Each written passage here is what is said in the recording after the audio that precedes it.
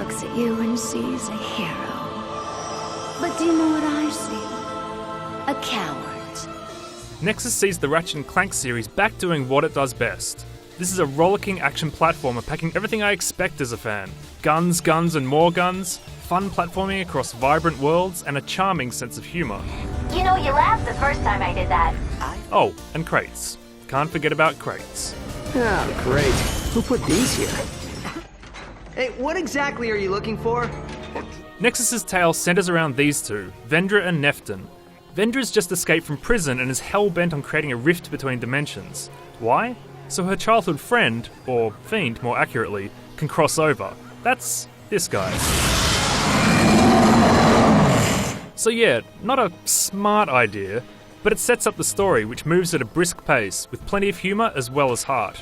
Along the way, you'll battle a whole new species of enemy and venture to a haunted cityscape, arid rocky ruins, a sprawling swampland, and back to the gleaming skyscrapers of Meridian City.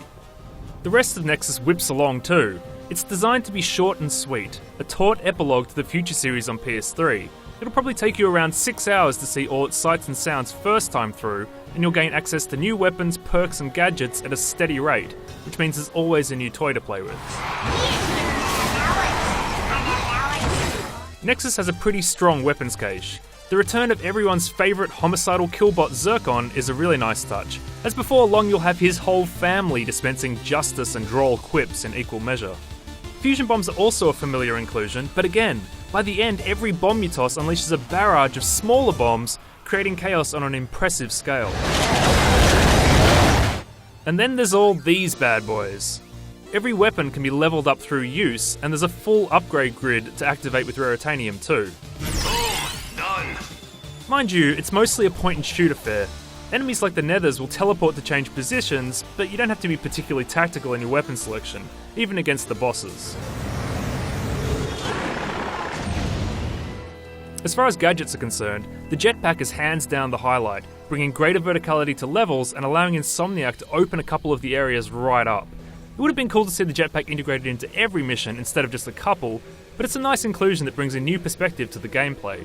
Also, death from above.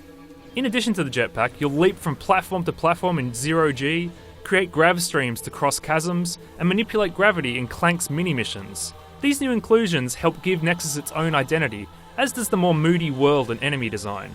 The spookier tone is a nice break from tradition, but comes apart in the final setting, Meridian City. Returning here is a nice touch thematically, but in comparison to the worlds that came before, its gameplay and visual design is a little sterile and uninteresting. It's a small stumble, however, and once you beat Meridian City's final boss, you'll unlock challenge mode and get the chance to experience the adventure all over again. Comical combat, inventive platforming, and offbeat characters? Yep, it's Ratchet & Clank alright. Nexus is a brief but thoroughly enjoyable adventure full of fun characters, gadgets, and ever-escalating action, and it's a blast right up until a slightly weak ending. Even so, this is a fitting swan song for the future series on PS3. Before we leave, here's an extended look at Nexus's arena challenges, Destructapalooza!